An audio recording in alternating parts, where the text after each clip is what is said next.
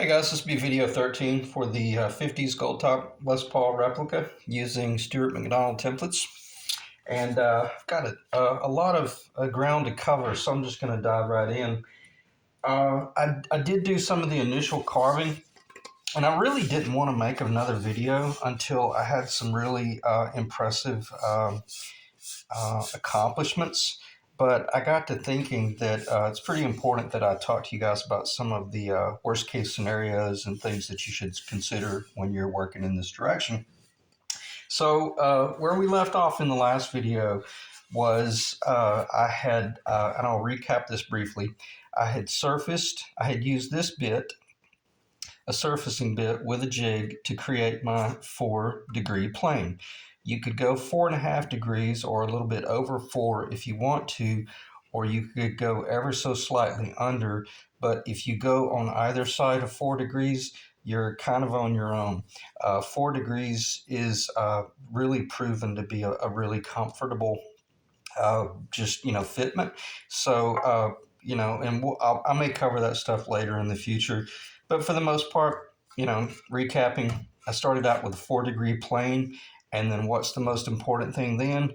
Protect that plane. The last thing you want to do is come up in here and hit the corner and get into the plane. You got to save that plane, even if you because you're going to be receiving, this surface right here that is a fairly big footprint, and you'd be surprised how quickly, if you don't have anything, well, you won't.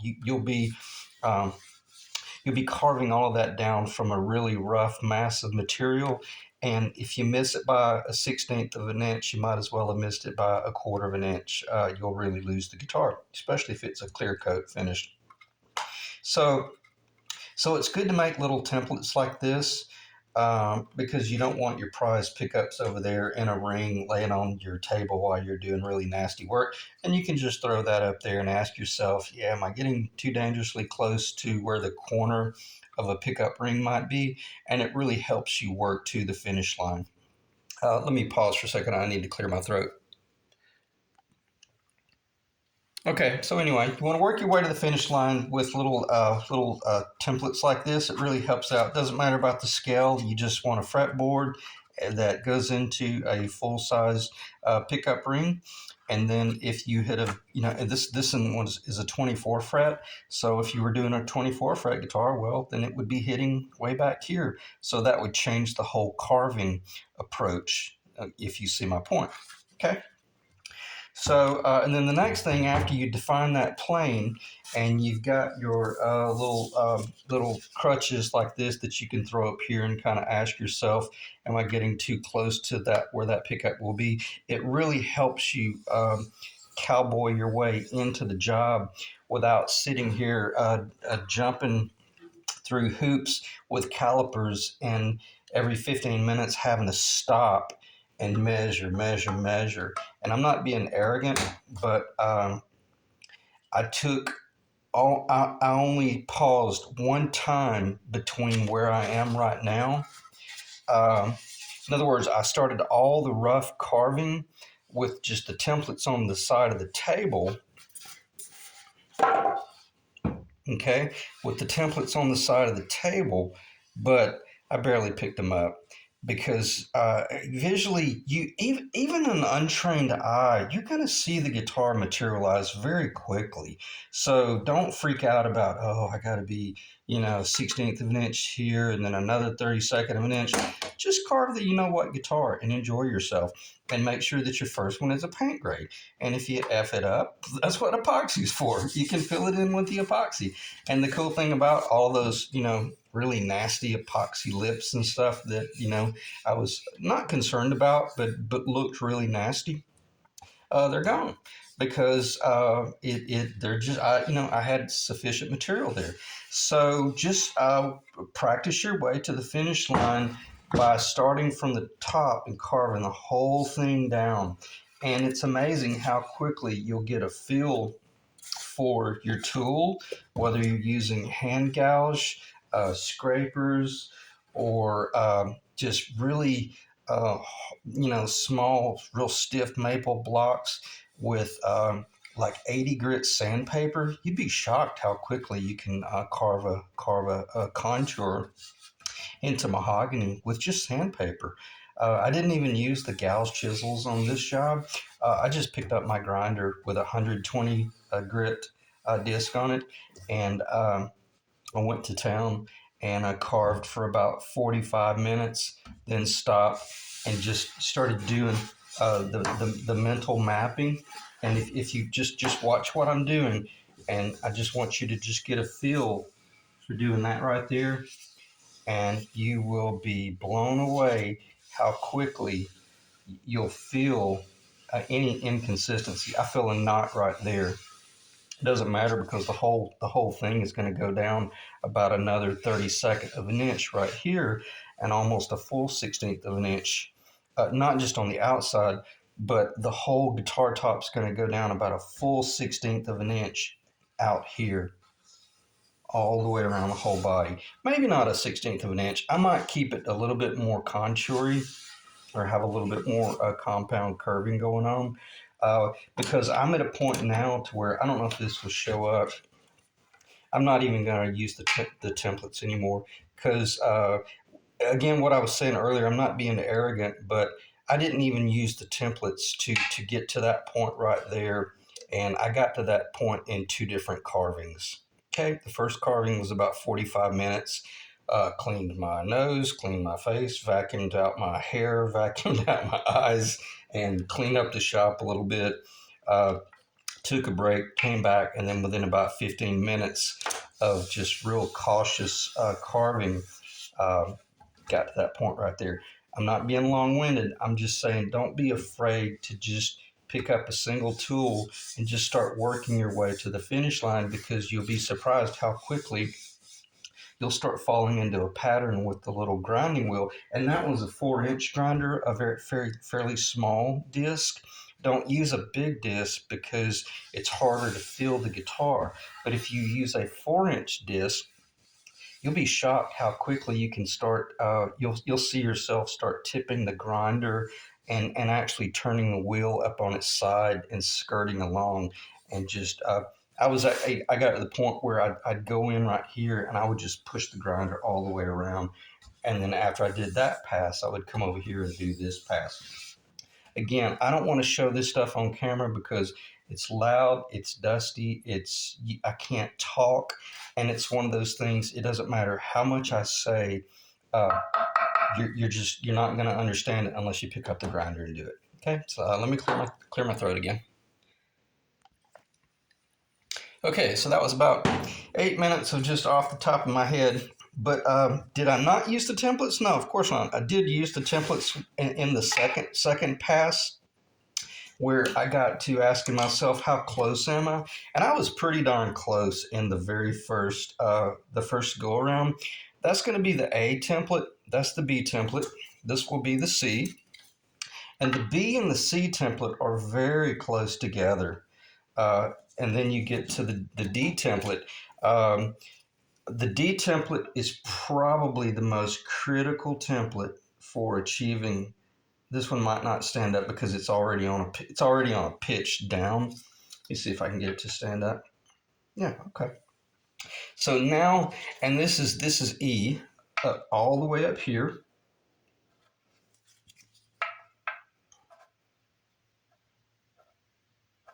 If it doesn't stand up next, I'll forget it. All right, sorry about that. So anyway, A, B, C, D, and E. With those, five templates, I don't even hardly use that one very much. Well, I know I take that back. Actually, that was critically important to get the whole three-way selector position arch, because that's a fairly tricky area, and I was always really bad about trying to make it too curvy. It's a lot more flat than you would think. All of this area up here, there's just a very soft, subtle arch right here. But as soon as you hit this point right here, I mean, it starts scooping, and you got to transition very quickly from a roughly flat area up here into a very defined recurve, is what it's called. and that's what defines a 50s era jazz guitar. So anyway, did I use the templates? Yes. Did I have to have them?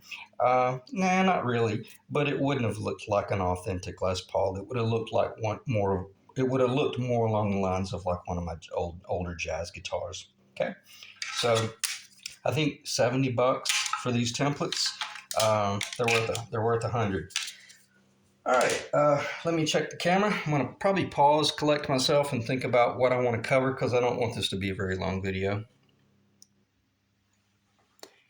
Okay, we'll dive back in. After you do a little bit of your initial carving, the most critical thing I would say would be to come in here with a pencil and really make certain that you define this. Make certain that you define this shelf around the perimeter, because see, you've already gone in on the before you did this carving, and you should have cut a shelf roughly just a little bit more than 2 inches thick, or at least about a 1/16 of an inch over your target. If your target is 1 3/4, then don't start out at 2 inches, because you'll work yourself crazy, and you might get really lucky and hit a beautiful top at 1 7/8, only to realize, oh man, now I got to repeat that and take it off a full 1/8 of an inch, and then you run the risk of screwing up a good thing. So just go ahead and trust yourself. Whatever your target is, go ahead and take it to that and create that shelf. But once you create that shelf, you got to watch it like a hawk, and you got to really protect it. And you can protect it with a pencil. There's no sense in putting tape up there or trying to marker it. Just, do some sort of pencil mark and just keep a really good eye on it, because you have to keep in mind, before you got to this point, the material right in this area is still about this high up. So you've got to be able to start working to that target in a compound radius world, but not run the risk of making a mistake in your grinder, running off the corner and effing up the corner of the guitar. Okay?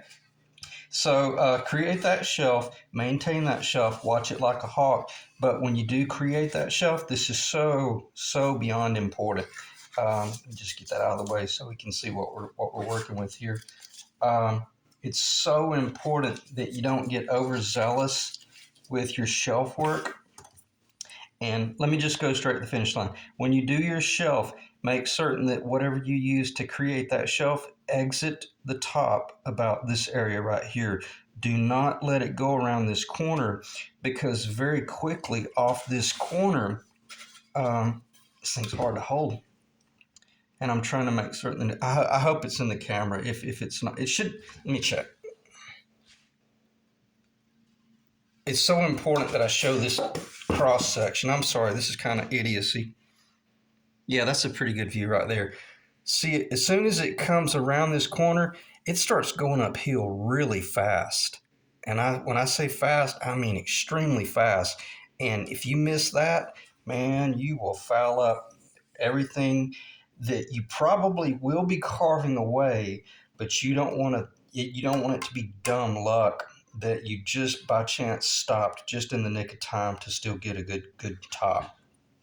That defines the Les Paul, that extremely steep carve right there, because it's a very small body in this area right here. Okay, so let me pause one more time. Okay, so you created your shelf, you're maintaining your shelf, and you're watching that shelf like a hawk. And what you did over here, the same thing applies over here. When you create that shelf, make certain that you come off the body somewhere in this area right here, because just because you don't want to run the risk of getting over here, and because you'd be surprised how much of this area right here kind of needs to still taper a little bit. Okay. So the next thing would be just start carving the top. So what I want to do now is and then set your calipers at like 2 inches, and I think this is a low spot right here. This is exactly.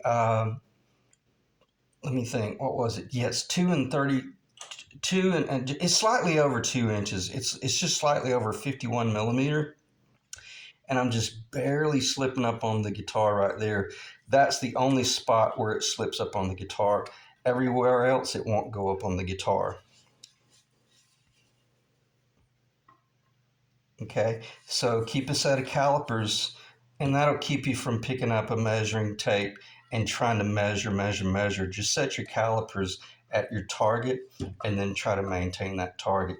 Okay, and again, what happened right there? Well, it's not a mistake because that's pretty much the finish. In other words, I went straight to the finish line right there. So I got to be extremely careful that I don't let that area get any lower. Just right there, not over here, because this is going to get lowered a little bit more, and then it will blend in. But the last thing I want to do is start coming in here with the grinder and run the risk of this dropping another 1/16 of an inch. That would be a mistake if I did that. Okay. So, all right, what's next? Let's do some weight analysis, and I will cover this very briefly, and then we'll do the weight analysis. If you wanted, you could chuck that up in your drill press and come in and set the drill press at about 3,500 RPMs or give or take in that area. And then you could come in and you could take off some of the mass. And I did a little bit. I will say that I did cheat a little bit, and I set the drill press where this bit was about 1/8 of an inch above that shelf. And I came in and I took out about probably about 3/4 of an inch, that whole outer perimeter. But I wouldn't recommend doing that unless you've done it before, because you can't help but get a little bit ambitious. And next thing you know, you're trying to come in here and mass out some of this in here, and then you get a 1/16 of an inch too low. And it's much better to just carve your way to the finish line. Okay, so I'm gonna pause and regroup, clean up the table, and then we're gonna transition into doing weight analysis and tap tones. Okay, I had to put a cough drop in my mouth, so I'll try to not sound like I'm eating a Jolly Rancher. But let's do some weight analysis, and then we will talk about target. Okay? And I'm extremely happy with where we're going to end up. I'm looking at 5.558 pounds. Is that in the camera? Yep. 5.558 pounds before it gets routed out for the pickups, and probably just a little bit more on the body, but that's pretty darn close to the finished guitar. And then that's excuse me, 2,521 grams. Okay, so we got a 5.5 pound body. That's insane. And let me just get this off the table.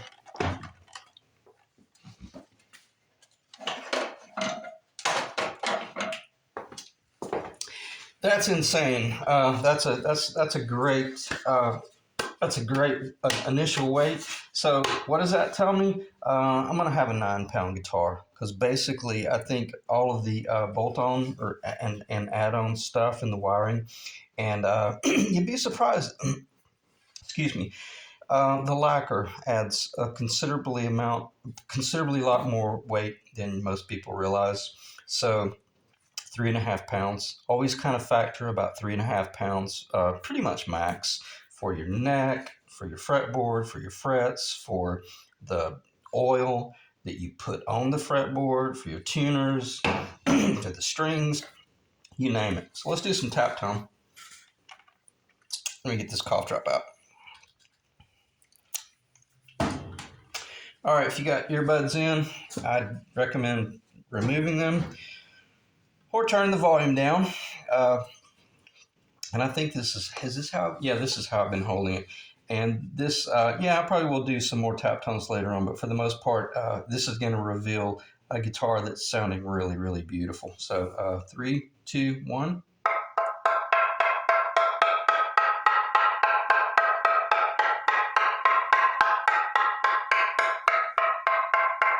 Just positively stunning. Considering the fact that we did that much chambering, that is amazing. I mean, that sounds like Rick's 1980 Les Paul Custom that I restored about 6 or 8 months back. That was a solid body Honduran. Yeah, that was a solid Honduran lower with a solid maple cap. And this sounds ever as good as that guitar.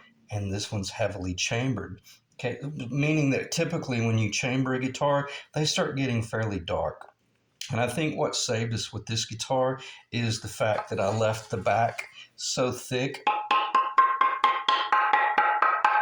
in all those locations. So let's do a quick tap tone on the back. And then, well, I tell you what, I'm sorry. I got talking there a little bit, but I think it was pretty important to just cover those bases again and let you know that it wasn't luck that we maintained that tone. It was very much based on the fact that I engineered those tone bars, that location, how they continued, and made certain that I left some webbing in there to just keep the guitar as connected as possible. And then, as I mentioned, leaving all of the back areas like a half-inch thick. Okay, let me check the time. All right, yeah, we're getting close to 22 minutes, so I'm going to try to end the video fairly soon. But I'll do a little bit of tap tone in the middle, and then I'm going to go down the tone bars, and then we'll go from there. So 3, 2, 1, ready?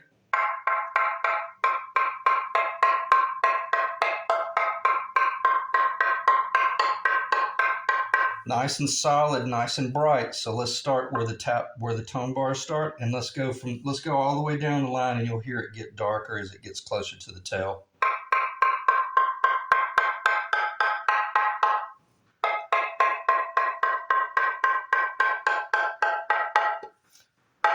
Oh, I hit the edge of the body. So it's really cool how it gets dark very quickly, but it maintains a real nice clear tap tone. So I'm extremely happy with it. I've got a 2-inch thick body, traditional width. I think this is close to 3 1/4 of an inch wide. That's a big guitar. And then everything about it is big. This is not a small guitar at all. So the fact that we're hitting 5.5 pounds and with tap tones like that, it's just going to be a monster, as I say. So let me check the time, 22 minutes and almost 30 seconds. I don't think there's anything else to talk about and not even any reason to pause. So I'm just going to call it a night.